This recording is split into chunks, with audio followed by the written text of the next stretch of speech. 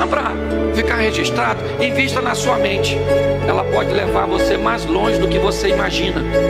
Invista na sua fé, ela pode levar você onde você nunca imaginou.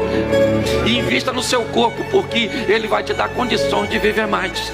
Invista em você mesmo, certo? Você veio a esse mundo para se divertir, para tirar a onda. Ah, pastor, eu estou sofrendo. Pois é, que opção esquisita é essa? Jesus diz: eu vim para que tenham e a tenham em isso.